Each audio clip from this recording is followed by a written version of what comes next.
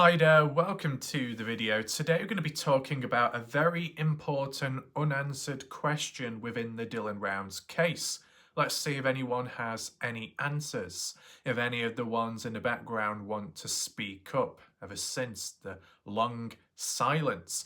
And on top, going to be some talk about the Kenny Veach case. Now originally there was supposed to be an important question there alongside the Dylan Rounds question, but bloody well forgotten. So, oh well, screw that. But there are still additional things to talk about there, which will just all be shoved into today's video. Because I'll tell you something, if I did two separate ones, it would have done F all in awareness and F all in people coming across those.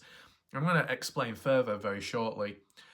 As well, today what I'm going to do is basically the true crime community in a nutshell.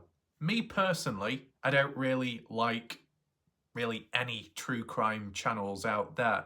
Take in mind that whilst I might cover true crime myself in one way or another, that's not what I was always about, right? I'm a hybrid channel. Many humans out there severely underestimate this channel and the origins because people don't do their research. If we're talking about cases though, I started off with mystery, missing person cases with possible foul play, but not along the theme or basis of true crime. Though, as time's gone on, I've gone into that area, but how I've conducted things is very similar to how I conducted stuff before true crime, and it works. I'm in the middle of it all. I do a bit of this and a bit of that, but other humans, they don't. They either do one thing or the other, for most part of it. It'll make more sense later on, but I believe the best way to start would be on the Dylan Rounds case, just tie up loose ends there. I'm going to talk a bit slower right now, a bit of a backstory here, there, whatever, because we need to wait for people to come on in, okay? And this isn't already a skit in terms of the true crime community, don't worry. The microphone is working. Oh no, no StreamYard or Streamlabs. No, that's not going down. No, we don't need to pay for that monthly or waste money there. No. This is a YouTube video. A YouTube original video as how it was intended when YouTube was created as a platform. I'll just mention one more additional thing, because why the fuck not? When it comes to TikTok, damn, the audiences over there, not directly true crime or mysteries, but just anything else, the amount of toxicity, but in such a degenerative way. So many humans, like melons, that need repeatedly pressing against a cushion. Now, got to be friendly and all that because of YouTube and its wording, but there's a lot of humans out there that need severe consequences, repercussions, whipping into shape. Absolutely. And I wonder, is that ever required though on TikTok? I mean, on YouTube it worked to an extent, but then some dodgy people came along. I guess you got to balance it out. Nevertheless, I think by now enough people should be watching. Probably about 12 people. Screw it. Welcome to those that are currently here in this live premiere. Share your thoughts, opinions in the live chat box. Anyone else, leave your comments down below under this video. You'll find a pinned comment by me if you want to support this channel. Shout out to Shu recently for their support on this channel. Skeptical, of course, Christy, and if there's anyone else, that's all good. You want to catch up on recent videos of mine, top right corner of the screen, click on that eye symbol, you'll be able to find it all there, okay? So, to kick things off, Dylan Rounds. What was the last video I did? Well, the last video that I did was pretty underwhelming. Not the quality, but the actual performance. It clearly shows that there is a lack of hunger within these cases. Because you'll get strangers and, you know, distant people we've never seen or heard before. Oh, we care about a case, we care. Well, where the fuck are you? You don't show up when it's necessary, when it's time, when it's showdown. No, no, no. It's just like the humans that demand and yap for change and want this and that. The customer's always right, and yet the customer doesn't show up when things are on discount prices. Buy one, get two free. No, Matrix is not quite working. The lights are on, but no one's in the shop. Very useful, isn't it? Not. See, I've done experiments in the past where I can change or do this, cover that.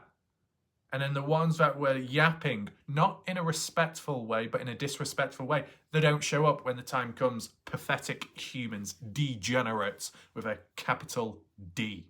And not in that way. Not to be taken out of context, right? So that's a little bit off topic, but who cares, really? With the Dylan Rounds case in recent time, back-to-back breaking news and as well important map analysis, tying it all back together from the catalyst war-like wrath when it came to the Dylan Rounds case. And, you know, assessing and analysing the key topics, themes and stories, piecing it together, and then some of which being reinforced with facts and official confirmation from police, family, court documents, etc. Now, I can't quite remember what days. Is it the 25th, the 26th today, whatever? It's getting very close to the 28th of May, and that comes to the day when Dylan Rounds went missing and was murdered on the day. Will it lead to anything? Will there be any additional coverage or news? There might be something. There'll obviously be like remembrance in the name of Dylan Rounds, acknowledgement there, but as for actual news coverage, probably not. When it comes to Brenner, June the 1st, his sentencing, that's the next important point. So from now till then, in between, it's probably going to be pretty quiet. So don't expect too much. But there are still things we can like pick at and talk about to understand when there are questions which haven't been answered yet. And that's what we need to get into today.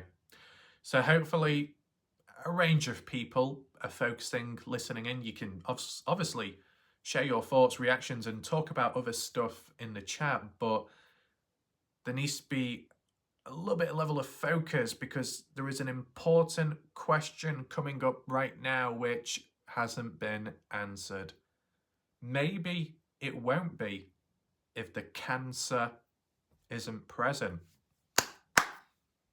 Okay, but why not? Let's at least try, because sometimes being repetitive can lead to answers, can lead to clarity. What I'm referring to is specifically when it comes to the theme of Dylan Rounds being disposed of, and with knowing the burial site and a brief description given by people who have been there themselves. How was that hole created? How was that burial site created? Manually, via a shovel, some kind of machinery, equipment, or maybe even an actual vehicle, backhoe, as an example, right? That's what the question is. The real question, though, is adding on from that with an original story claimed as a fact, yet it was never backed up with real evidence nor hard concrete evidence. And I know exactly the humans that were talking about it. As for who said it first, I'm not quite sure, but we're going to bring it up right now. First of all, the original story and claim, I'll share that with you in case you haven't heard it or you've forgotten, and where it came from, right? So the original claim in the past by the cancer in the community was that Dylan Rounds was disposed of. And as for the burial process, a backhoe was used. But it wasn't Kurt Wadsworth's backhoe, which you see at Dylan's farm and then later Grain Shed. No, this backhoe was owned by some mystery individual, right? The backhoe had blood on the bucket or spade thing at the back used for digging the hole.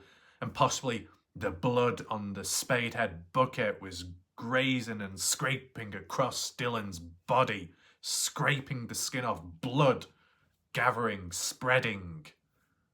And that was used in creating the burial site for Dylan. and placing him in, and blood being left on it. The end. I think I'm going to cry. I'm going to cry. Does anyone have any tissues, please? Any tissues for the amount of bollocks that I've just heard there? That's the original story. Do people remember it? Yeah? Where did it come from? It came from the higher ups, the mastermind, the most intelligent human out there who knows everything about life, health, wealth, and all forms of knowledge. The veteran, the Navy SEAL from Sea Life, Sea World Centre, the Shack Lady. And also Lance Kelly. Now, people could get triggered right now. I know there are some people right now, or on my channel fairly often, that like Lance Kelly, that support and defend Lance Kelly. I've never had problems with him. He's never attacked me, okay? No problems there. As for the drama with Ty Corbyn calling out Lance Kelly and his claims, who knows what's going on there? I've not been around to see it, or, see the for and against proof or lack of evidence, right? I know viewers have defended Lance. Okay, fair enough. But when it comes to the Dylan Rounds case, regardless of who you may like or support, if I sense bullshit, if I sense contradictions or hypocrisy, don't you worry. I will sense, detect, cover, analyse and observe it, regardless, okay? Because I detest hypocrites and two-faced individuals and those who almost leave breadcrumbs and trails saying, I can't really reveal too much. I don't want to reveal so much. I've got my little sources in the background. I've got to be careful. And it leads to nowhere. Just drip feeding, time wasting. If you got something, either reveal it completely or just don't bother. Because when you start drip feeding, it's like teasing the audience, like mind games, and that does not work with me, okay? I believe it was the Shack Lady that first talked about it, and then Lance Kelly talked about it on his channel. Now, providing his videos are still up there, you'll be able to check it yourself. Are they easy to find? Maybe not, because it might be a part of a longer discussion video where he was giving his updates on the case of Dylan Rounds. But I know for definite, with 100% confidence and certainty, that the Shack Lady and Lance Kelly were both pushing the false narrative of a backhoe, a secondary one, without any proof or evidence or hard, concrete evidence, right? It's not come up since, it's not been brought up. It's never been mentioned by the family, police, or, the court. Never mentioned. Is there a small chance that some kind of equipment machinery was used? Maybe. I mean, you look at Brenner, right, for digging a hole. Bit of a lazy spot, not that far away. They say it's a remote area in Lucent, Utah. You might as well say at a certain rate, everything in Lucent, Utah is remote. But if you're talking about being in a specific area away from any life or any places of living, well, it'd be incorrect, right? Because where the burial site was about 1 mile away from the grain shed property in which Brenner was living at, and 5 miles away, no, more than 5 miles away from where Dylan Rounds' farm was. But to be honest, the burial site probably being closer to some other areas where people were living, so it's not remote by that means, okay? So with this hole in the ground, did Brenner do it directly all by himself? And if he did, would he have been lazy enough to use some kind of assistance, equipment, machinery? I mean, where would he have got it from? I mean, what we've got to put into perspective, take in mind that at the time of whatever happened to Dylan Rounds, the backhoe of Kurt Wadsworth at Dylan Rounds' farm. Now, that backhoe was never taken in as evidence, and it was never really, added into the case. It was completely separate. As for other equipment on site or nearby, well, they said there was no reported items, vehicles missing, I believe how it was worded in the past, and there was no additional things. So as for opportunities, really, if you were going to use anything, then it should be missing now, and it wasn't, so that probably wasn't the case. A shovel. See, we don't have a photo of the hole, which is disappointing. The hole looked really poorly done.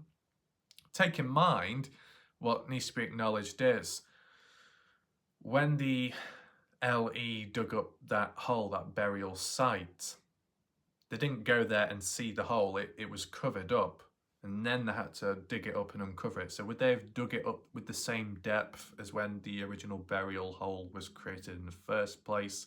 I'm not too sure there, because they might have dug a little bit deeper to get underneath the skeletal remains without damaging.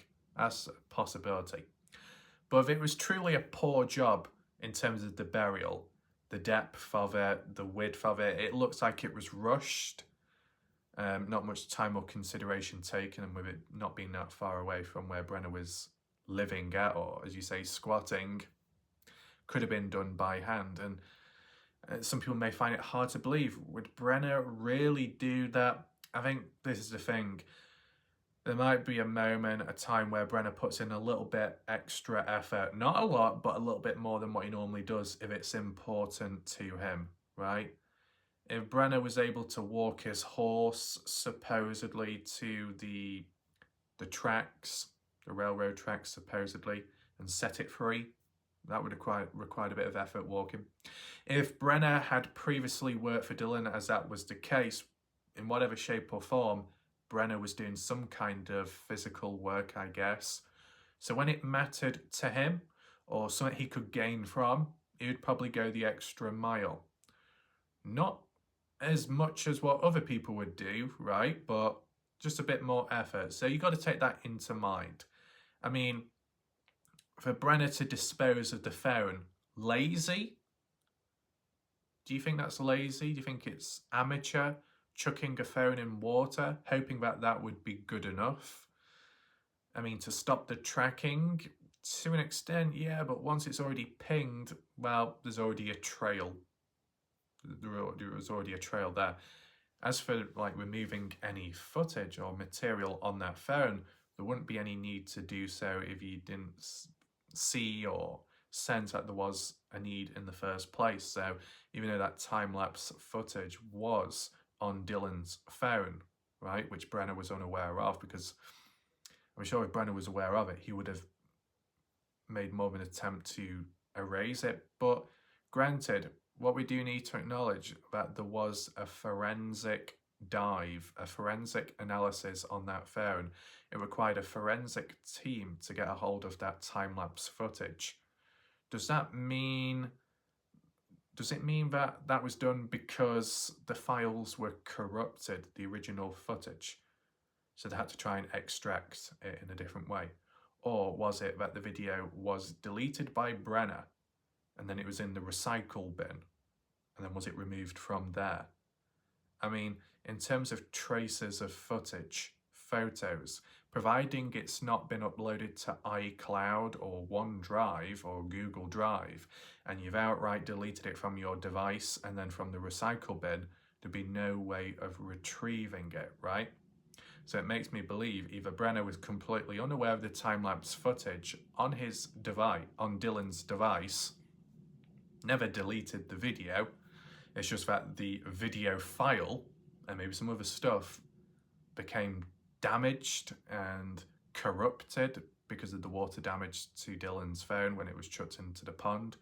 So that maybe when family tried cloning Dylan's phone and said that they couldn't find anything on it of interest or suspicion, that's because some of the stuff wasn't accessible.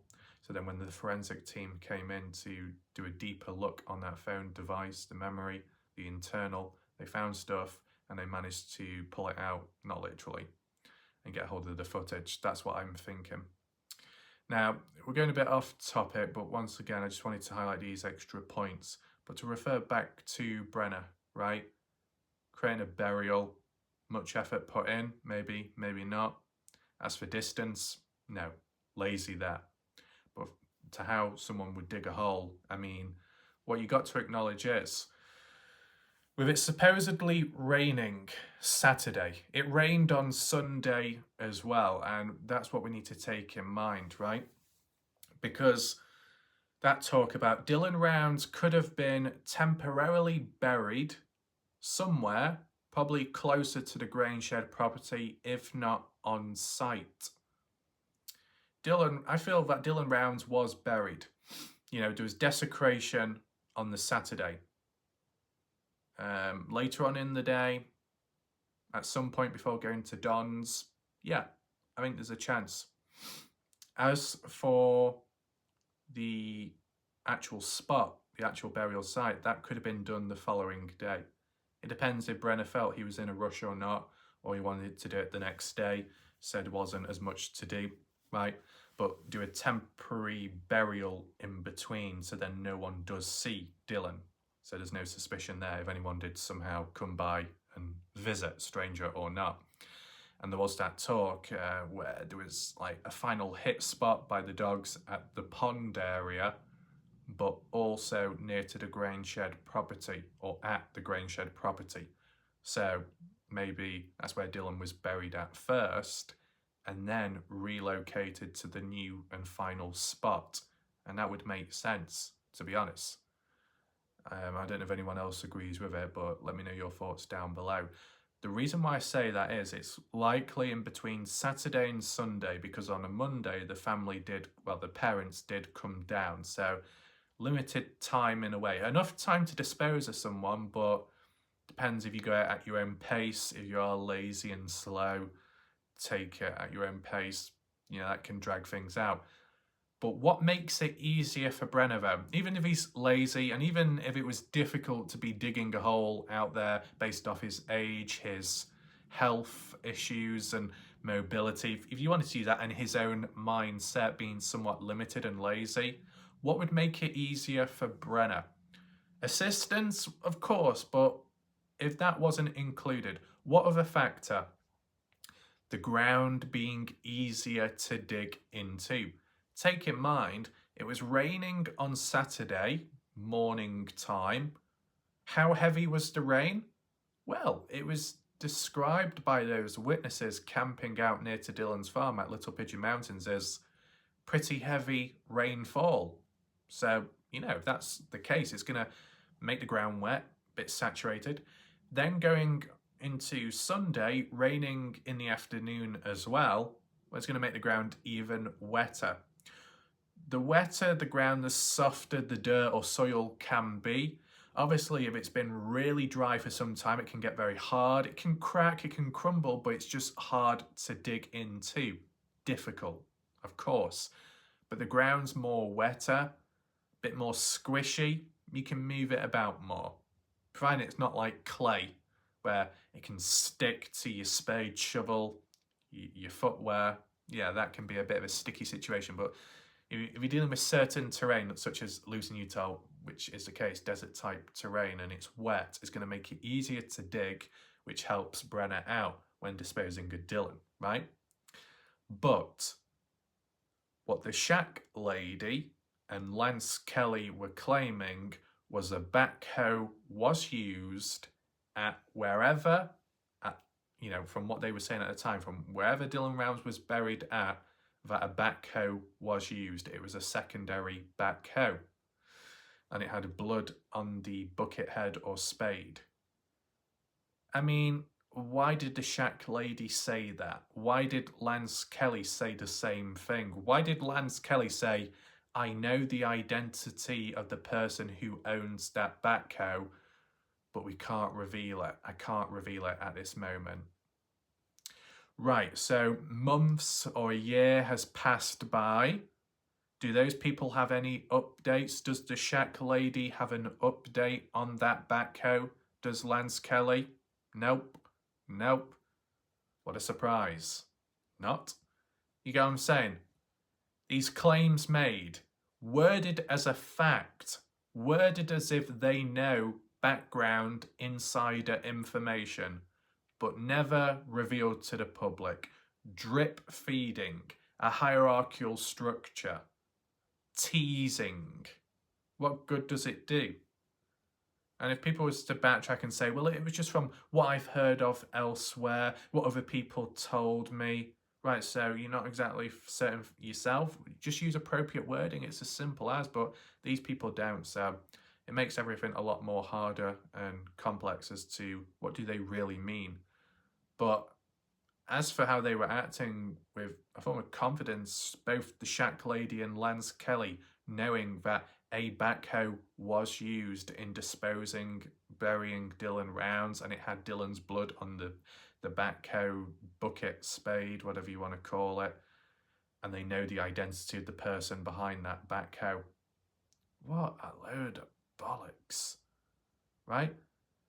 Take in mind, the Shack Lady was the one that seemed to know information on the hole in the grain shed being biological matter. Was that ever mentioned or brought up since? Nope. Was it ever mentioned by the family or police or anything like that? Nope. But there was clearly a hole there, so that's at least somewhat valid. There was an actual hole there and it was documented. At least that's something. But as for this secondary backhoe, not once have I seen it. Not once have I seen an update. It's not been reinforced with evidence or proof, nor has it been debunked. So it's kind of just faded away. And a lot of things have faded away within the case, and probably for good reason, because it was made up or exaggerated or taken out of context, right? So does anyone have any answers on the backhoe, the secondary one? Does anyone have any answers as to who owns it, right? Anyone? Anyone? Anyone? Or is it just pure silence? I wonder. Now, let's just put that aside, because the Shack Lady talked a lot. Questionable individual. Lance Kelly, he's done what he's done, but at times, such as with the backhoe claim, a little bit questionable. I want to know your thoughts on that. Let's now transition on to the Kenny Veach case as for some additional talk there. I think maybe the original question I had was along the lines of items being planted out there, which would mean foul play, a form of misdirection, creating unnecessary confusion, who's responsible, who's behind it all. One individual or multiple, you never know. But like how Atari was saying, how there is so much misdirection, so many items planted out there. I think that is a bit of an exaggeration from Atari, right? Being honest, being realistic, what qualifies for many items planted? If it was to do like a little tally chart, what? Crystal skull planted by someone. Sword intent claimed to be planted by Scott Natal, as people point in that direction without really enough proof. So you've got crystal skull, sword intent. What else? What else? I mean, if we're talking about that cachet with the food and water, random, but it's supposedly a good thing what someone's done out there. It's not to cause harm, it's to help people. But it does remain a mystery as to who put it there. We don't know, and no one's come forwards. Don't know why people act all mysterious. I mean, they've not done anything wrong or illegal, so I don't know why no one's just not called in, but messaged, left a comment online saying, hey, it was me that put that plank there with Kenny's name on, rest in peace, and it was me that put the food and water there. No one's come forwards.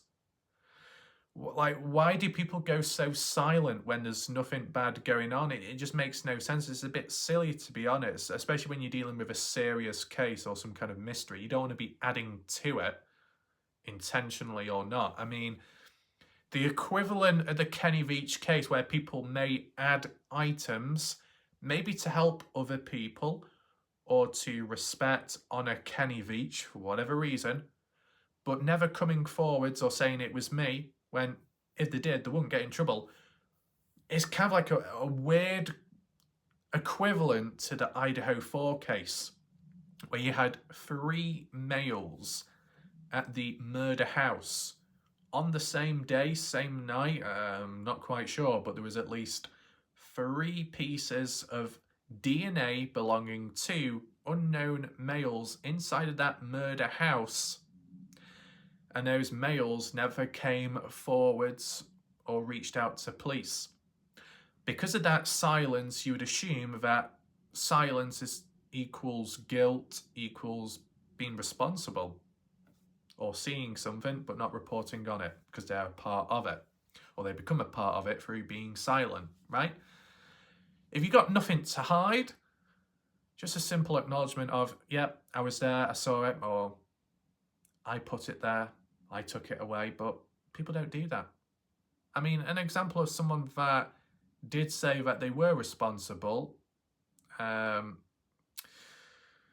did it yield a catalyst moment to begin with where a person reached out and says, hey, did you do it? Does anyone know who did it?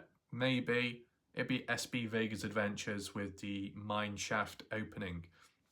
The planks, the wooden boards going across, covering it up just to protect people from, so they don't fall in.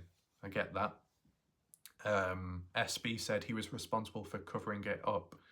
Not sealing it up, but just laying some planks across as a bit of safety. I mean, it's a good thing, but then at the same time, isn't it best being just left open so then people can actually see that, you don't want to get too close. Sometimes you start covering things up, you might end up walking across it, depending how stupid you are, right? Could walk across it and think it's like a manhole cover and realise it's quite fragile and you just fall through. But no one's been injured out there as for the mine shaft, so it's been okay. I do remember that time when Jeff Clark said, well, SB said to me that he never put any planks across. But, well, he told me he did. What is going on with this miscommunication? What is it with humans? Who knows? But in terms of,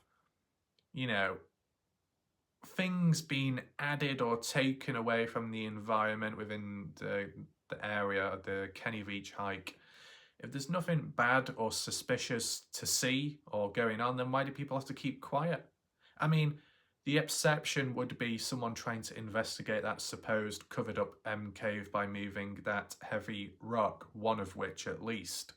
No one came forwards about that. Why? Well, maybe because people think they'll get in trouble, because like how the laws state out there, you can't be moving items about, leave it as it all is. As for the environment, respect it, and don't take any items away. But to be honest, Scott Natal literally recorded himself going into the mine shaft and taking a range of items with him back home, so he got away with it. I mean, I'm sure moving the odd rock, it wouldn't happen to that, but to be honest, when you think of luck, right, some people can be as reckless as they want in life and get away with it. And then some good individual that respects rules and laws to do one little mistake and then they get punished severely. It's pathetic at times in life, but it happens. So I can understand why some people being hesitant, reluctant to reveal that they are the one to remove that rock from a particular area. I get that. But if you're doing something which isn't illegal, then why do you have to keep quiet about it to then create a mystery? I mean, to be honest, if people care about a case, but they want to help within the case by adding things or taking stuff away to make it better for other people, but maintaining anonymity, you're actually adding to the problems rather than doing full-on goodness, right? By creating yet another mystery. It's positive for some people because it just opens up new directions and talking points, but that lack of communication, it doesn't help. And, I see commenters, just stretch a little bit. I see commenters where they talk about, viewers, and they say, yeah, but there'll be other people out there that don't record their hikes, that have been searching for Kenny or the M Cave, but they don't record the footage, they don't post about it online. Right, yeah, maybe, but you don't have proof of that, do you? It's just a suggestion. And on top of it, I think it would be poor organisation if that's what people did out there, and especially if they didn't record it. Do they actually tell anyone that they're going out there? Because they need to, just in case they don't come back. I mean, I know you got the logbook at that visitor centre, the DNWR, but not everyone will use or sign that.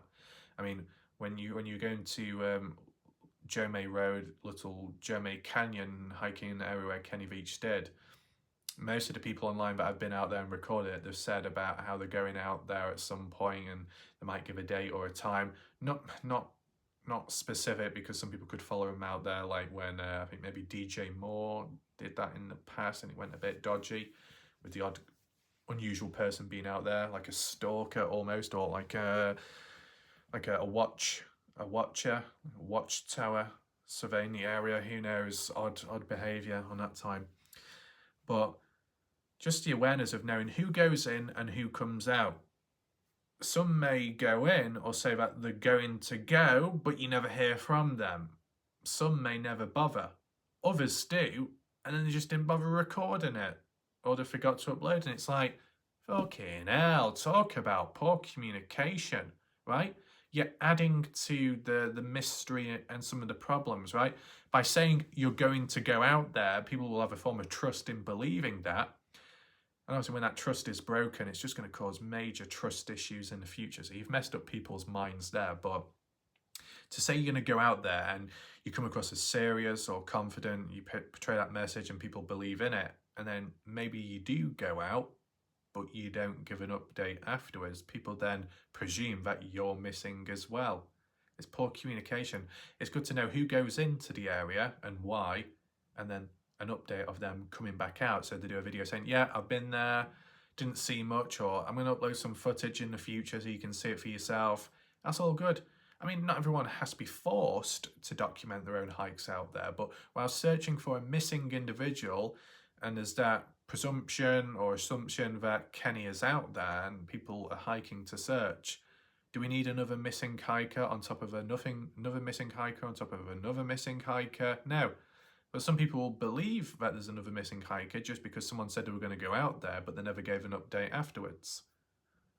I don't know, it's just the lack of communication at times. Yeah, I know there's other questions by people in the community where they say, oh, why is it always only one person going out there? That's not practical. To be honest, it's in some ways it is more practical. You go by yourself, you don't have the responsibility of having to look after other people who could slow you down, and then it impacts yourself. One of the main reasons why people go by themselves is because of timing related reasons and responsibilities. Not everyone will have the same time schedule. Not everyone lives in the same area. So there's that. As long as someone is able to go out there, record, and get back safely, which people have done, that's all that should matter. And then you can analyse from there. But the people that say that they're going out, but they never do, false words. I mean, people like to pressure me at times by, you should go out there, you should go out there. Well, number one, temperature is vastly different from here to there. Terrain as well, distance and mileage. There's a lot of sudden and abrupt changes in which the body wouldn't be able to adapt to immediately. It's like telling someone to go up Mount Everest. It can take, I mean, it's just not always practical, right?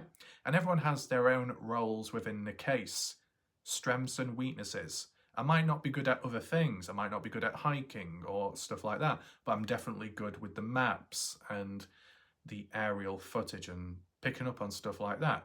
Then there's other people in the community that are very good with hiking, very capable, good with distance, good stamina, good video recordings, but they, no offense, they lack the observational skills and the analysis of their own footage. They don't see it all, but I do, or some other people do. So we all have our own roles which we're good at. We should expand on them and focus on them individually. But it depends, like, you know, whilst some people can say, yeah, but Raf, you should go out there, or you're not out there, so why are you talking? The difference is with me and other people, I don't bullshit. I'm not creating false promises, right?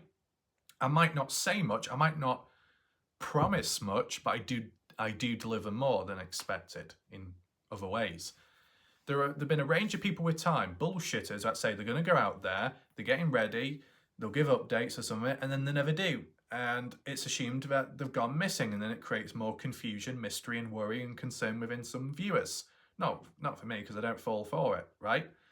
But it just doesn't help. Poor communication, false promises, false words, saying that they're going to go out there, and then they don't. Or supposedly they don't, because they don't give an update. Well, that's not useful, is it? That just creates more problems than it's worth. And then you've got the warlike Raf who's never been out there, but never claims to give false promises of, right, I'm going to be there on this day, I'm going to do this, I'm going to do that. I don't, right?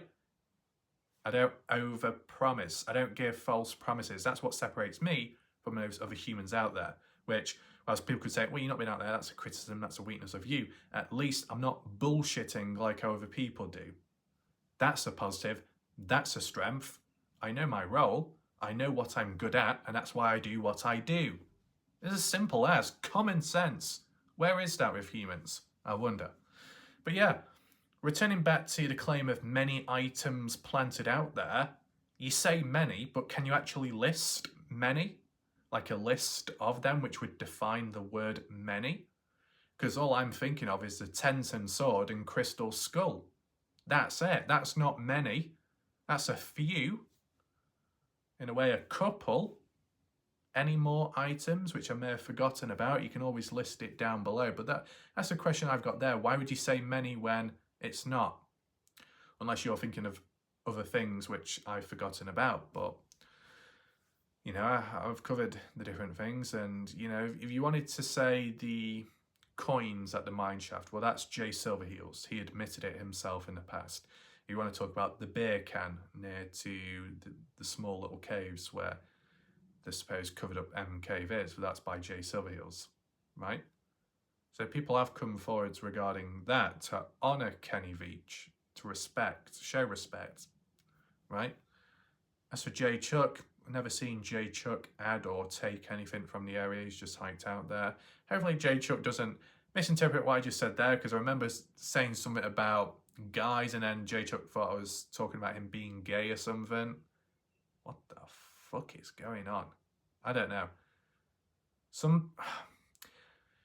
It's interesting this. You might get a range of over-emotional people within the Kenny Veach case, maybe more or similar to the Dylan Rounds case, but the Dylan Rounds case is supposedly more emotional because it's a younger individual that's been harmed, gone missing and killed.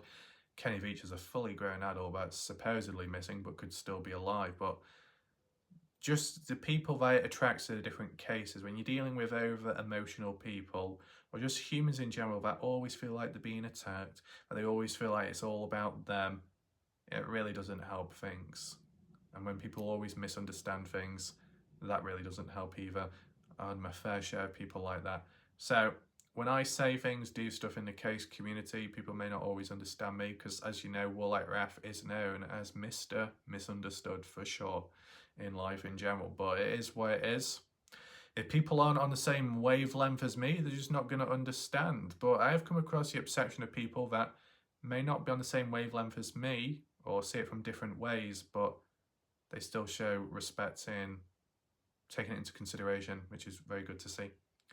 This video, up to now, we talked about a range of different stuff. Could have been separate, but YouTube would punish me, and that's where we time with the next point made. I'm doing a bit more research. I've come across many creators that I've had the same issue of. They've published a video, may have done it okay, uploaded a next video an hour or two later, and it's performed worse. Then the following day, they've uploaded another video, and it's done even worse. And supposedly it's that YouTube can only handle or will only accept so many videos in a day. If you go beyond that limit, the reach won't be as good, not as many people will see it. And it does timeline partially with subscribers and notifications, that it will only notify people up to maximum 3 separate notifications. One could be a video, the other one could be a live stream, and then a short. You go beyond that limit or you do too many videos, it's just not going to work, and it's going to impact the quality, it's going to impact the, you know, the performance of the video. And to be honest, I can kind of understand it now. That's why I go slow. Take in mind, the thing is, when I did the Kenny Veach case in the past, I was doing like 1 or 2 videos a week. I was only doing it when I felt like it, and not whether it's sounding bad, when I could be bothered, right? Because, you know, if you're more serious about YouTube and focused, then of course you'll do it more regular. But if it's on a casual basis and you're starting out early on like how I was, it's like, well, give it a try, see how this goes, see if anyone else sees it the way I do. Things have changed, time has changed, of course, now, but back then, infrequent, but it was okay for what it was at the time. But because I've gained more stamina, more hungry, more focused, all of that more consistent than ever, and even more to the point where I want to do multiple videos in a day. I can't. It won't work. I've tried. It won't work. I have done it with the exception of I've uploaded a video or two on the same day, it didn't work. I uploaded it again in the future on a separate day, spread out with time and a break in between, and it did better. I did a short video on one day, it got 30 views. I uploaded it again on a different day, it got 10,000. It's messed up. I can upload a high-end or a good quality video, but if I've already uploaded some videos early on in the day, then it's likely it won't perform. And because I may have uploaded too much, YouTube won't notify subscribers anymore, so then they won't see that, and then YouTube will detect it as a failed video and then won't push it out there, and then it just dies, and that's it, game over there. So, as annoying as it is, things have to be dragged out. Because if you want reach and you want people to hear about breaking news, you can't do it immediately. It's fucking stupid, right? I will just upload it anyway. No. If it's about spreading awareness, I'd rather wait a day or two, upload it and get 1,000 people watching, than upload it as soon as possible and only 100 people watch it. You want people to learn about the truth. You want more people to be informed and aware of important cases. Well, rushing it isn't going to do much good, is it? So there is a procedure to get the best results. So then everyone can benefit as well, because it's not just me. It's important that other people hear about it. And if there are opportunities where they're lacking, well, they're not going to know. So unfortunately, it is the way it is. It's like this video right now, it's kind of all mashed up together. I would have done like 3 separate videos, to be honest, even if they were about 2 to 5 minutes each, but no one's going to see them, or not enough people will see them because of the way YouTube works. I know Atari was demanding and interrogating me, saying, why is this, why is that? No, it isn't the case. I know from my own experience of what's happened. Might not apply to you, but it definitely applies to me, and it definitely applies to other creators out there. I've seen it, and some have reached out, right? It's silly. It really is stupid. You would have thought YouTube would have been more appreciative of those that can create more content to help them as do you call it a company, or them as a platform? More growth, more views, more this, more that, but instead of actually punishing people for being more creative, punishing people for being more energetic, punishing people for putting in more effort. Stupid. It's so backwards, right? Sometimes I think if I slow down, took a break, would it cleanse it all? Like a reset, and then just focus slowly on stuff? At times I've done short videos on random things because I want to, right? Whether that's messed up the algorithm based on what I normally cover, who knows? But, you know, the videos have got to go somewhere. And I don't always want full-on storage on the computer. And sometimes I just want to put it out there because I think it's actually pretty good, whatever's happened or what I've done. If I've been playing a game or I've been messing about, so it's been pulled off, it's good. It needs to be captured, highlighted. Why not? Even if it is away from the normal coverage. But I've kind of slowed down now with the short videos just to let things simmer down. That should help redirect focus and attention on just my normal videos. And I'm trying to be consistent with Dylan Rounds and or Kenny Veach when I can, because I genuinely think that the way YouTube has detected and determined my channel based off the algorithm is I stick to 1 or 2 cases for a long period of time. If I suddenly started switching it up and covering many different cases, YouTube wouldn't like that, the algorithm wouldn't, and then punish me for it. I know because I've experienced it. I've covered some additional cases on and off which have been important topics and hardly anyone's watched because the reach has been lower. Or maybe the click-through rate hasn't been as good. That could be a people problem rather than me, because at least I'm trying other stuff. But I mean, there's other factors at hand in the background and it's out of my control.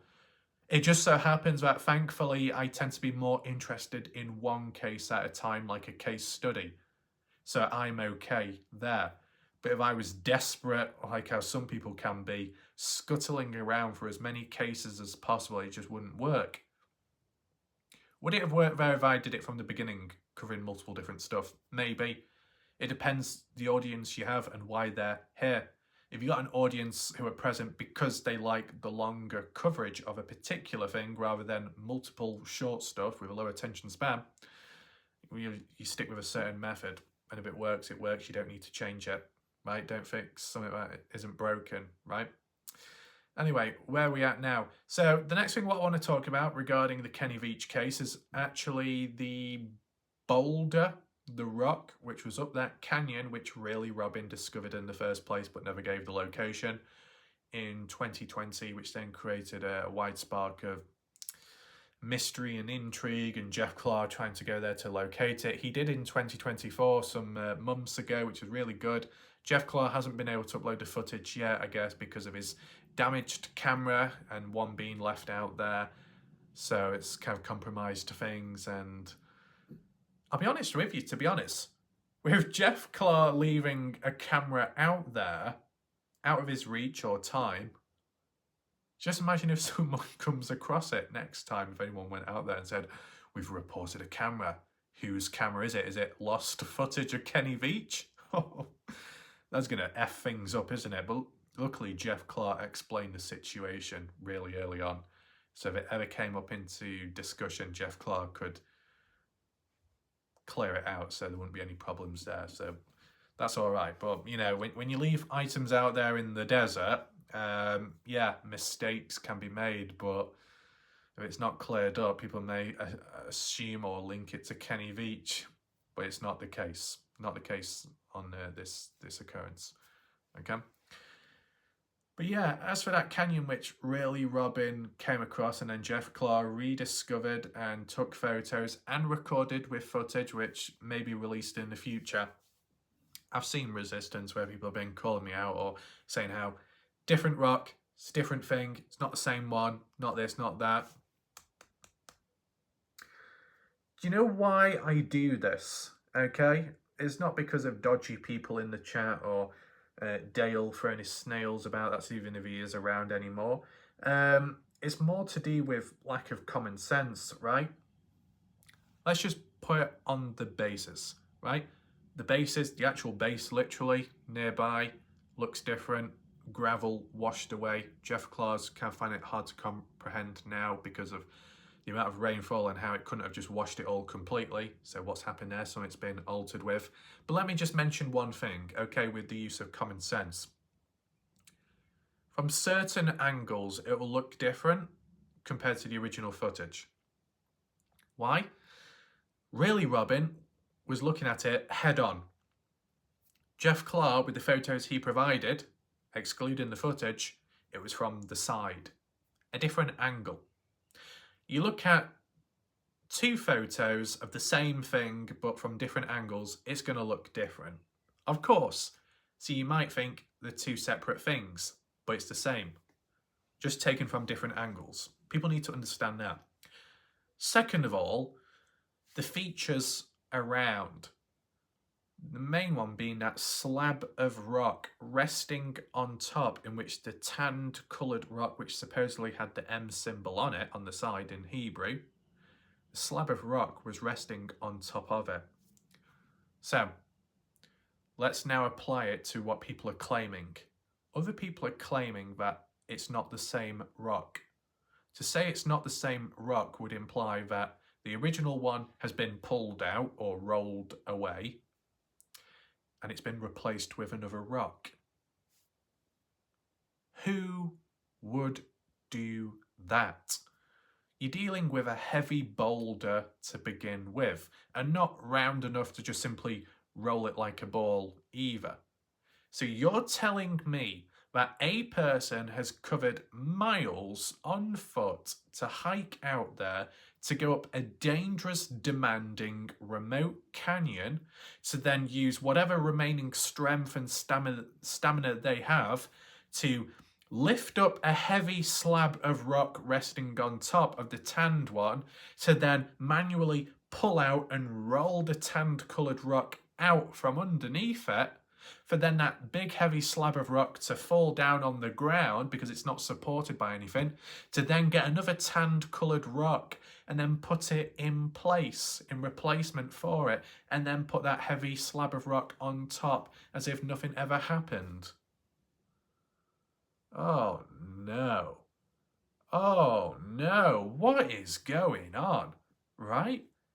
See, this is almost as dodgy as when I was trying to make sense of that hole in that barrel within the mine shaft, saying, oh, could Kenny Veach have shot himself up top and then the bullet ricocheted downwards like JFK assassination, in and out, left, right, back, right, and then down into the mine shaft and into a barrel? Likely not. Yeah, what's going on? I mean, you can't say that people are stupid because that would be rude, and of course all theories and ideas are welcome, but sometimes common sense is needed just for sanity, right? Or maybe not. But you get what I'm saying? I might even have to do a standalone video on this, because I think when I did a follow-up video to it originally, there wasn't enough people claiming that it was a different rock. It was more so people claiming that it was the same rock, but it was defaced, disfigured, covered up, concealed or something, the symbol. And some people could say that's wild enough, but to outright say it's a completely different rock, but it's within the same area, yeah. If it's a different rock, it would mean replacing it with another, and who's going to do that on a demanding hike when they've already expelled enough energy getting there in the first place? No one in their right mind would do that, and if it was a singular person, they wouldn't even be capable of doing it. I mean, it just seems too excessive. And as well, Jeff Clark did explore the area and further up and didn't really find anything else of interest, so it's kind of been cleared off the list, I guess. But Jeff Clark is wondering about the gravel near to the tanned coloured rock being washed away, how and why, when it was in better condition and there was more to it before that when Robin was there. Maybe there's a few unexplained things there, but still, the rock itself will and should be the same rock as it was when Robin was there, just from a different angle. So I might do a separate video on that. Now, any additional points to refer to or mention? I said this is a bit of a different flow to the video, not as professional, to be honest with you, but I haven't got much to lose, so that's why I'm doing this video. Why not? So, Kenny Veach videos, there's been a couple of things that have popped up recently. I know some people have said about exploring abandoned mines in unusual places. I want to do a video of that. I want to give you my thoughts on the matter. I want to disclose as well, just briefly on the spot, that the location wasn't given, even though I did try reaching out. They said that they're going to go themselves again, revisit and check it out, but they don't want other people getting there first, maybe to cause trouble. I don't know. Or maybe because they want to be the one to investigate it first. Competitive? I don't know. There's people have said that exploring abandoned mines, bit of BS. That's what they've said. I'll just give my thoughts on what I think as for a potential grave being found, right? Look at some photos, give you my opinion. It might be limited, but we're working with limited material, right? And people could say, well, you shouldn't be linking this with that, with Kenny Veach's name. It already was in the first place. It's become a part of a topic and discussion created by someone else. I'm here to try and clear things up and make sense of it. So I'm not creating it. It's already been created by another individual, it being applied to the case. Now I'm here to give you my thoughts, and I'll do that in a separate video. I should probably do that next if there's no Dylan Rounds coverage. Cover it whilst it's still hot and fresh before, I don't know, video footage or stuff disappears. You never know, unexpected things can happen. Right, so I think with that out of the way, what I'll do now is the sarcastic interpretation and summary of true crime channels in a nutshell. It's where basically I just do a rough summary roundup in a light-hearted way when it comes to true crime channels, true crime communities. As just to disclose one thing, there are one of two ways people go about things in true crime. You got the raw and rugged channels, more raw, maybe a bit more real in opinions and thoughts, not as polished, but maybe more interactional as well, because there tend to be live streams, maybe call-ins, maybe panels, maybe in real life footage and streaming like JLR. And then the panels, the stream yard people. That's the true crime channels, the true crime community. The second part tends to be the more polished, refined, higher end videos where people tell a story from start to finish of a particular case or certain news, but then move on to the next case and not give it much time or effort. And they don't always return back. You got those people. Then you got me in between, where I'll do a live premiere but not a live stream, so people can all watch it live at the time of when it's been uploaded and react to it, but it is a pre-recorded video, meaning it's somewhat polished but not exactly perfect, but still raw in its own way. So you see the genuinity and the real reactions. That's me. I'm in the middle, right? Other people tend to do one thing or the other and focus more on that. I've incorporated both. I incorporate both the form of rough, rugged live streams with more of a pre-recorded, polished outcome and merge it together, which equals a live premiere. Live reactions watching the video, but a pre-recorded video created earlier on, which has maybe been edited a little bit or things been added together. Right? Does that make sense? That's what I do. So I am kind of different and unique to all the other channels out there. And as I said, I'm not 100% interested in true crime channels out there. I mean, the exception could be when you look at some channels which cover true crime cases, but specifically serial killers. And I think that's its own thing. Even if it's true crime, it's like its own thing. And it's more historical. That's why I find it more interesting. And the ones that also incorporate mysteries as well on the same channel, like the guy called, Rob Gavavkin or something, who changed his name because his surname was blacklisted by YouTube, seen as an inappropriate word, even though it wasn't, but sensitive YouTube. Rob, the one with the beard, black hair, at the time at least, was interested in some serial killer storytelling, and then the other mysteries and creepy things caught on camera. Yeah, that's fine. So I mean, it's two different ways people do things within the true crime community, but I'm in the middle, so I do a bit of both. But with that little disclaimer out of the way, I'm just going to do like a brief summary, kind of like summarize how things go. I don't have all the props. This is just pretty raw on the spot. So just in case people wonder why I transition all of a sudden, not literally, okay? So I'll do it right now. I'm going to put my hand across the screen and then we'll start just random. Call it true crime, true crimers in a nutshell. Okay? So 1, 2, here we go.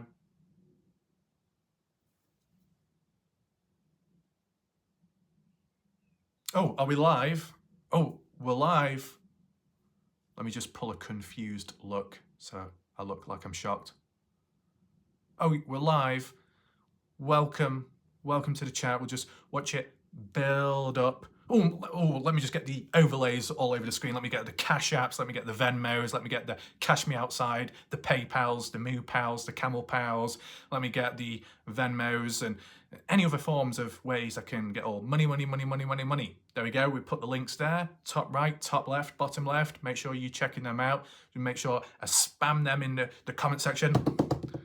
There we go. Actually, do you know what? I don't even need to do that. Welcome to the True Crime live stream channel, where I'll spend roughly 7 to 8 hours on StreamYard, yapping on, talking about the same thing on repeat, whilst maybe umming and ahhing in between with the audio cutting out, the interruptions and distractions along the way, especially if other people join on panel and bring on drama and conflict, and I'll act all shocked and surprised about it, but I still enable it and continue the repetitive cycle, because that's what I do, whilst using the goldfish mentality of talking about how it's important, these cases, and how drama and circus shows can ruin it all, and then I realise, oh, I'm kind of responsible for it. But never mind, welcome to those in the live chat. Now, I could be spamming the Venmos, the Cash Apps, the PayPals, but I've realised I've got mods. Mods that can get power hungry and take matters into their own hand and block other people. So then it creates me more problems, and then the audience lose credibility or trust within me. Wow. But never mind, as long as the mods post all the different links and cash apps and subscribes and all the likes and demands for this and that, it'll be all fine. So, with all that being out of the way, yes, we were actually here to talk about a particular true crime case or whatnot. And as you can tell by the title of my video, it's really engaging, enticing, exciting, interesting, gripping to the edge of the seat. What's the title of the video? Latest news, new developments. That's going to bring in thousands of people wanting to know the answers, even though I'm such a lazy bastard that I can't be bothered to give a clear description or be specific or even organize things in my videos. But never mind, people will flock along and then sit there and have to wait 7 to 8 hours as I do a live stream every single day for many months and make over 500 to 600 videos talking about the same thing, like the repetitive cycle of insanity, the definition of it, doing the same thing over and over again, expecting a change when there is no change. Just like the repetitive cycle of drama and conflict. But never mind, none of that matters, because this is all introspection that's going on here and not being expressed outwards within the actual video. The cogs are turning in here whilst I've got a slightly perplexed, confused face. Zav girl? No. Must be something completely different. But let me just show you all the documents and details on screen. Left, right, center. Here you go. May have paid for it, may have not. But there you go. Maybe some sensitive information. Never mind. Will there be any issues? Who knows? There you go. Oh no, I'm going to lose subscribers. Oh no, I've gone a bit too far. Never mind, I'm going back anyway. People forget anyway. Let's move forwards.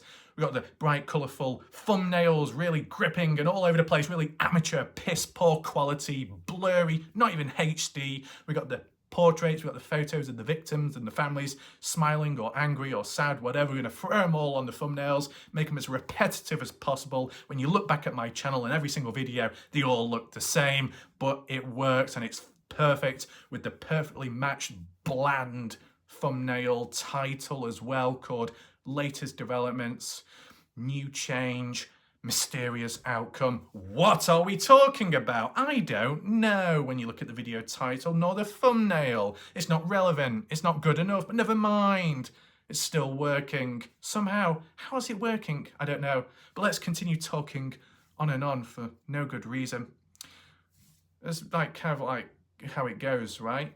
I mean, was there any additional points that could have been mentioned? I don't know, because it's kind of done on the spot, but I don't know, it just looks so robotic, generic when it comes to like some of these channels out there with their thumbnails, their titles. I mean, like, what's going on? I mean, it just seems like it's a lazy approach, lazy methods.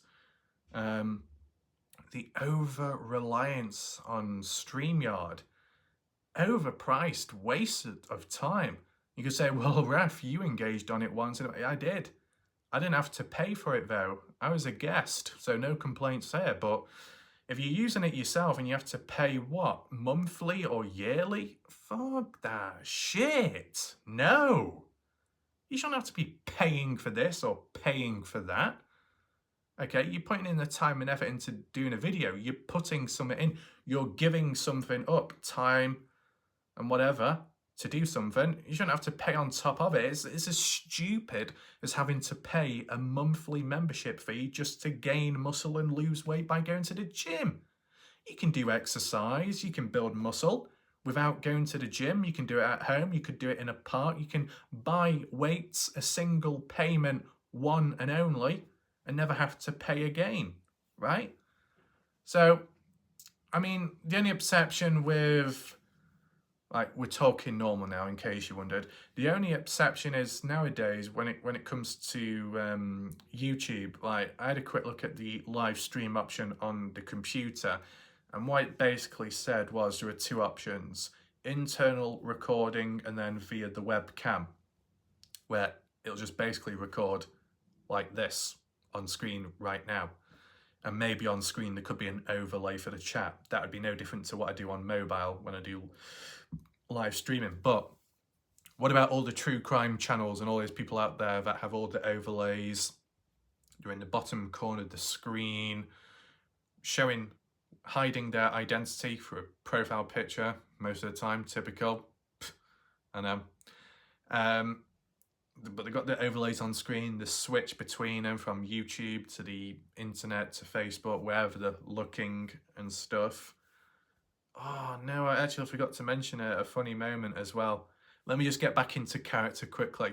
Oh, sorry guys, you know, okay, we've been here for a couple of hours now, but, you know, to be honest, when you look at my footage, yeah, I'm making over 600 videos every single day, every single second, videos coming out left, right, and centre, out the mouth, out the rear, you know, there's so much to talk about, but actually, I'm doing these live streams because, you know, live chat, live engagement, but I might not even answer the audience, might not even answer the question, but if I do, I'll be using it as a crutch because I can't continue or carry myself by myself. I might even have guests, might have people on the panel to talk because I rely on others for full-on material and full-on discussions because I am limited in what I know and what I can talk about. But on top of it all, you know what I'm going to do? I'm going to be reacting. I'm going to be spending 6 to 7 hours, and the reason why it's that long is because these titles, which are quite generic, and the length of the videos isn't all about what I've got to say or what I've got to present. It's what other people have presented with time. You know, let's just go over to this channel. Oh, wow, look at that footage there. It's like a little call-in where they have a little fallout with the family or the friends or the investigators engaging. Let's have a listen to that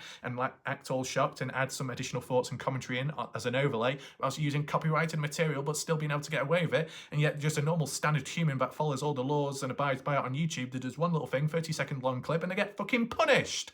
Never mind, because I've got it all under control. Somehow I'm invincible. So yeah, we're going to look at the next video. Wow, look at this court live stream, about 2 hours with, sitting on their arse with a bit of silence, a bit of umming and ahhing in between. I'll sit there looking really interested and intelligent in what I'm observing. Yeah, oh yeah, this and that. Fuck that, even boring. Where's the original content? Where's the original coverage? There tends to not be.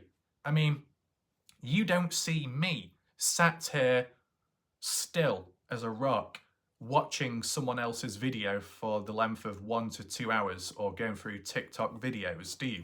But that's what other true crime channels do. What do they have to offer and provide themselves without having to always rely on other people's videos? You get what I'm saying? I know people can say, yeah, but they add commentary on top of the original footage. Yeah, but it's still lazy. Just like what people did with the bandwagon trend at the Johnny Depp Amber Heard court. The real stuff was going on and it was being streamed. Many people watching it, no problem. But then you had many people re-streaming it, or overlaying it live on their own channels, just sat there watching like a watch-along party. They're not doing any work. They're not putting in any effort. They're just sat on their arse doing a live stream reshare and then getting a massive audience and gaining from it without actually having to put much effort in. Lazy twats. You know, I'm not even going to apologise for that. You look at my videos, whether they're rough or rugged, whether they're amateur or high-end, most of it will be my own creation, inspired by other material out there or the odd news report article. The reason why I'll be looking at articles, newspapers, or the court documents, but not reacting or watching to the full-length footage, just the transcript, so you see it for yourself as proof, word for word, and I put in the effort reading it all out. I don't have to. I could just sit there in silence and then make other people read it, but I don't. I put in extra effort there. So I do think there's a lot of lazy true crime channels out there with lazy thumbnails, lazy titles, half-hearted attempts, doing more successful, much more successful in statistics and views. Don't mean to say that they're doing well in other ways, right? And should it matter at the end of the day? Well, I just base it off this in a basic way, that those that put effort and try should be rewarded more than those that are just lazy, okay? Obviously, it doesn't always work like that in life, but, you know, if you just talk about basic common sense, YouTube should be able to acknowledge it. And, you know, you think of copyright as well. I've had copyright claims and stuff like that, and I've credited things, and I've only used like 30 seconds. I know at the end of the day, maybe copyright is copyright, but then I just think to myself, well, if I'm going to get dragged down, if I'm going to get punished, then why the hell don't all the other people, when they watch literally the full length of the video, they might have commentary, they might overlay themselves on the screen, but still, they're looking at copyrighted material, or there's a chance of it at least with certain stuff out there, and yet they're invincible. It's absolutely ridiculous. It's always the like the minority of unlucky people that get punished more, kind of like me compared to, you know, the typical other channels and bigger channels. Fucking pathetic. It really is pathetic. I just can't believe how lazy the thumbnails and regurgitated it really is. And you know what? In the past, I was thinking to myself, how can people be uploading videos every single day on a particular case? And some people could say, yeah, but you do the same thing, Raf. But most of the time, I'm not relying as a life support machine on new material. I have many ideas, theories, concepts within my mind. I can turn a 2-minute original clip into a 1-hour video analysis because I think outside of the box. I'm doing most of the work. I'm adding on. I'm looking past the original story. I'm going in the right direction. It's like some people will cover a missing person case or crime and they'll tell the original story and that's it. I'm going beyond that. What happened after? What happened next? Not everyone always does that.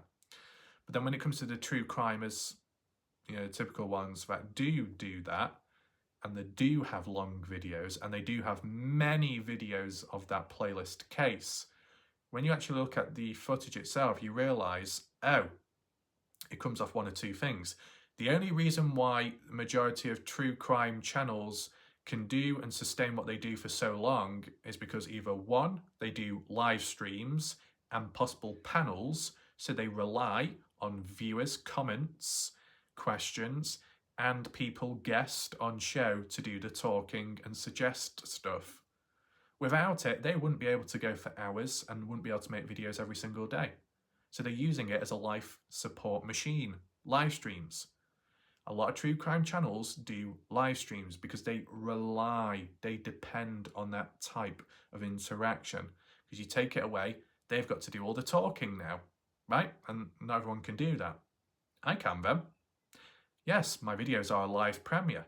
People do join along and do watch, just like now, but this video that I'm doing right now, I can't see any comments because this is pre-recorded, so I'm not relying on any questions or responses. Yeah, I've done live streams in the past, test ones, and people have been chatting along, and yeah, wow, it kind of does make it a bit easier for me to talk about stuff, but why should I have it easier? Shouldn't there be a bit of a challenge? Shouldn't there be a bit of original raw effort put in place, such as what I'm doing right now and what I've always done? Exactly. But other people don't do it that way, so they have a different reality, an easier reality. It was interesting, a bit unrelated, and I don't know what the fuck's going on, but for some reason there was like, you know, like when you get the random notifications or the tips on YouTube, and one of the tips said, it's been proven or it's been said that if you do one live stream once a week, your earnings or your super chats will go up 173% more. How? Why? Live premieres are exactly the same, basically. People watch live, so it shouldn't really matter, but nevertheless, I think maybe people have gone about live streams better, even beyond Twitch, more so, but possible YouTube because that live interaction, then people can pay or give money and then get something out of it. But that's like a live service, a bit more demanding. And as well, to be honest, just naturally, if I was to do a live stream, it would have to be late at night, and it doesn't work for me, and it will mess up my health. I'm not going to risk that, okay? I want to be able to sleep. I don't want square eyes, or whatever you call it, right? And on top of it, there's always been a compromise, live premiere, so that does work. And if anyone was misinformed or didn't know, super chats and gifted memberships can be given, support can be shown in live premieres, and even in shorts videos, and even normal videos without them being streamed live. It's like near to the like or comment button where there'll be like a money symbol. And that's been added in with time, so there doesn't have to be a reliance on live streams. But the second factor as to why videos can be so long and so many videos can be made on certain channels out there, besides relying on a panel or audience as a live interaction to talk about stuff, the second factor would be having to rely on other channels and content out there that are doing the same thing. So people may be bouncing off from one another and benefiting as a community as creators. Maybe that could be considered a positive thing. But on the outside, you think, wow, all these people have so much knowledge and, there's so much to talk about. And yet what I found was when I did watch the videos and when I did try myself covering a particular case, which could be oversaturated, I realised, you know what? There's not that much to talk about. There's only so much based on the actual story, the true story, the evidence that's been gathered with time, and the possible theories and ideas on a realistic basis. There's only so much that can be done on cases, and each one differs. Some are more mysterious, meaning more possibilities and videos. Some may yield more evidence, which means more time to analyse more videos, and others can be very tight-end, not much talked about, or become a cold case early on, and then you're limited to what you can cover, because if you start really reaching out, going down some rabbit holes, it can damage your credibility and it can just make a mockery of the case. And maybe that's why these typical cases have become circus shows, because people engage in that as a desperate attempt to continue covering that case. That's why I said, whenever it gets to a point where there's nothing more I can cover or talk about, I'm not going to then desperately start pulling things out of the hat randomly and then talking about. No, that's not necessarily, that's not going to do any good, but maybe other people do, the true crime channels do. But even if it wasn't that, just the fact that you see these channels where they might do another live show or a live call-in or maybe an interview or the official courts where they do their hearings with cases, and then the other true crime channels will join on in and basically watch along and do a reaction. But whilst they're doing that, it's not like they're putting in much effort. They're just sat there reacting, umming and ahhing. Yeah, that's interesting. And that's it. Whereas, what do I do then? What do I do then? That's so great? Well, I don't say it's great, but we're on low battery. Definitely must be talking. But no, some people could say, what do you do, Raf, which makes you stand out from everyone else? Well, I do pre-recorded videos. Wow, that's special. No, I do pre-recorded videos, but I still do it in a raw format. When I'm looking at articles or news stuff, I'm not looking at it before I hit the record button. I'm looking at it for the very first time whilst I'm recording my videos. So what you see and hear and read may be a surprise to you. It is for me as well. I'm doing it on the spot. The other thing that I'm doing, which separates me from most humans out there that do true crime channels, cases and mysteries, I don't use a script. I might have bullet points at times because I need to relay information summarised from a long interview or something, but 90% of the time I don't use a script. When I do my storytelling, when I do my theories, my really deep analysis, my psychological observations of human behaviour and things within cases and the community, all that comes from in here and comes out of there, the mouth. No script.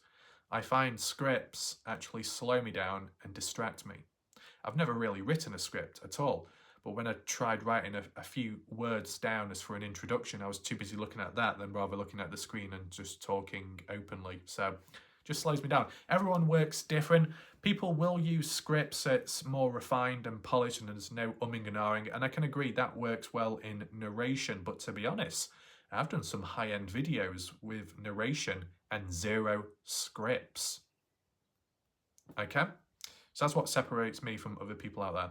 The next thing is, I can take information, even just in a word transcript. I can take a news event. I can take a named location and all those bits and bobs. Yeah, factual information. I can transform it and make it more interesting by either creating a slideshow of creative imagery with markers and pointers, possible timelines, and or I can transform that factual word-based information onto a visual representation via the use of Google Earth imagery and using the projects where you can add markers, beacons, routes, highlight, measure distance, and do all of that, and even go back in time. Do I rely on it?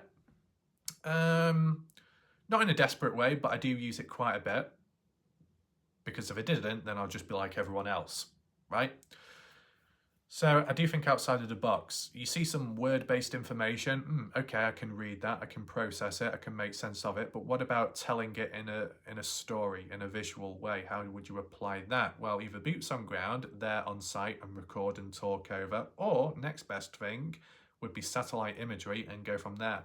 Not everybody utilizes it. More people will end up watching a restream or a live stream of someone else doing it than themselves. Yeah, I just think there's a lot of lazy people out there. And there's a lot of lazy people out there that are being rewarded for what they do, and I don't think they deserve it.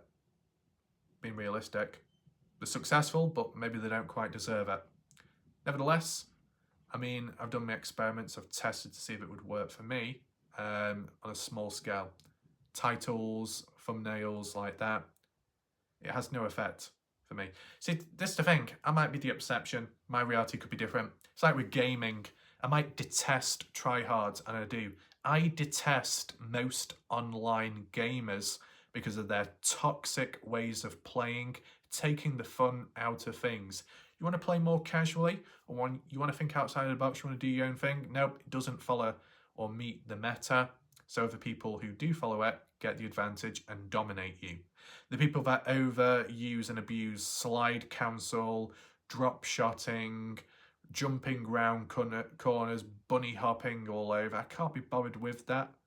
But other people do. They get the advantage over me. It's not fun. Taking the fun out of it, making it unrealistic, ruining the immersion. Even if it is a semi-casual game, you can still have some form of realism at times to keep things grounded and a bit more weight and impact behind it. Now, what about doing what they do then?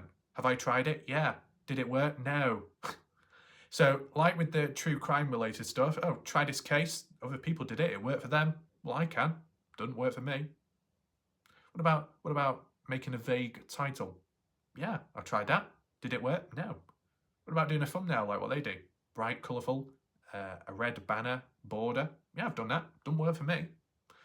So besides me doing my own thing, because that's what I naturally want to do, it just so happens to correlate that doing my own thing works a little bit better than if I copied what everyone else was doing. Don't mean to say that makes me successful, because there are people out there, saturated channels or people that cover saturated content that do better and more successful. But if I tried following in their footsteps, I would actually do worse than what I'm doing now. I'm not doing great, but I'd be doing worse if I tried doing what they're doing. So it's like there's only so many names on a guest list, and then when you try and come along too, not welcome, not literally, just almost like denied of this or denied of growth. It's weird, right? But to be honest, what comes with these true crime channels is a form of sheepish behaviour. Everybody moving in the same direction with the same case. It's boring, but that's just what humans do, to flock like sheep. I know people say cover a niche, but this is the thing on top of everything. You got two forms of niches, a successful niche and a dead niche that no one can be arsed with. That's fucking pointless. You got to find a niche that actually does work. Kenny Veach is a good example, right? So I'll cover that when I can. Obviously there's toxicity and there's degenerate humans at times, but it kind of works. The Dylan Rounds case, a niche nowadays, but not a successful one.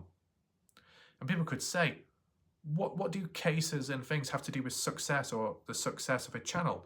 Well, once again, if people are that impetuous to listen, the reason why there needs to be success is if the original aim of a channel is to spread awareness, so as many people hear about the news, information, the breaking news and coverage, it needs to be successful in order for that original goal to be met. And when it comes to spreading awareness, that's very important in missing people cases. So of course, success in engagement and views is needed, required for the original, natural, genuine goal to be met. But humans can't even think that way. They just jump to a certain conclusion. I've seen it before in the past. It's pathetic. The only thing that I did see, which was a bit similar, was how Michelle After Dark supposedly was using question marks in her titles. So when she was called out for clickbait, she could respond back and say, well, I've only indicated a question or a possibility, and because I've used a question mark, it doesn't mean to say it's for definite. And that's exactly what I've done for quite some time.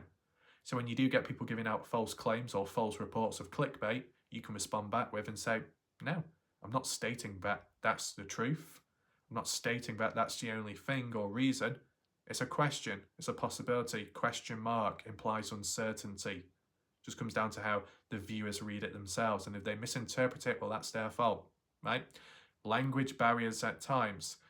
So, to be honest, when I was looking at Michelle After Dark, with the exception of live streams and basically just sat there watching other people's content whilst doing commentary, in terms of the titling with the usage of certain, question marks, very specific, and as for the consistency and as for the amount of volume of certain videos done on a case, I'm very similar to Michelle After Dark when it comes to that, but only that, right? Because as I said, when it comes to me, I don't depend 100% on other channels and court cases and long videos which I just basically react to and sit there myself and record over it. I don't do that. So that's what makes me stand out. So people could say, well, if that's what makes you stand out, then why are you performing so bad? Well, I don't know. See, this is the thing. A bit unrelated, but I see it often on YouTube and even on TikTok, where you get these bigger, more successful channels and YouTubers, and they're called out for dropping off, for doing bad. Oh, this person's fallen hard because of their statistics, their lack of growth, the decline in their popularity or whatever going on. Sometimes, yeah, the creators are to blame for their decision making or what they may have done, which is controversial and it's pushed people away. But there are times, exceptions, where you get genuine YouTubers which do what they do, which works, and they continue that. And it's just that the audience lose interest. It's not the creator's fault. It's just the audience. Are the audience to blame? Sometimes, yeah. People don't like hearing that, but sometimes the audience is to blame. Sometimes, because you think of that hunger, people want this and want that, but then when you give it to them and they don't show up or walk away, what more can you give them? They are problematic at times. It tends to be more strangers. The dedicated or the regular viewers tend to be the positive within it all. But as for the masses, because it is always the masses, sometimes in some communities with other channels out there, there can be a bit of a problem, and there's only so much you can do, right? Anyway, this was like a mixture of random stuff in the video. The other thing what I found a bit, I don't know, it's like creative, it's outside of the box, but is it appropriate? Maybe not. I don't get it, like where you get those channels where it's mainly and only females, where they apply makeup on the face, but they incorporate it with telling stories about true crime, the death of children. And I'm thinking, what you're doing is kind of like a microcosm or symbolism of glorifying or glamorizing crime. Almost literally, but in an indirect way. And people could say, well, how are you glamorizing crime or the death of children? Well, you're talking about sensitive topics and subjects whilst basically covering up your face with fake products to make yourself look and feel better whilst talking about a sensitive topic. Glamour. Glitz and glamour, not direct to the case you're talking about, but you're incorporating it at the same time. It seems a bit kind of odd in a way. And then people could say, well, what about whipping in a video then? That's completely different. And as well, it tends to be very separate from the actual case itself. I make that very clear, right? I'm not like, right, today we're covering the case, whip, whip, whip. No, it's today we're covering the case, blah, blah, blah. Later on, right, let's put that to the side now. And we finish off with something completely different. These true crimers are like, Let me just put my mascara on. Let me put my lipstick on. Let me put my fake eyelashes on. Let me put my hair extensions. Let me just paint my nails whilst I'm talking about the death of a child, which is very sensitive and bad, and it's sad news, but I'm going to make myself look pretty and look all nice and all about me in a narcissistic, self-obsessed way whilst talking about the death of other people, whilst trying to, you know, I don't know, it just seems a bit dodgy, that, to be honest, because you don't see him cry or anything like that. They're just, I don't know, it's just a bit odd in a way. Anyway, we'll leave it there for now. The next video that comes will be more hard-hitting, more focused, and the usage of analysis and photos and stuff like that without having to rely on hours worth of footage of other people, just small little clips here and there to, you know, work in line with what I'm seeing or my thoughts. So probably a Kenny Veach case video unless Dylan Round's breaking news comes out. You never know what's around the corner. Thanks for watching. Appreciate people's patience. Shout out to those that still continue to watch this channel and those that support the channel. Very good. See you next time. Goodbye. Good night for now.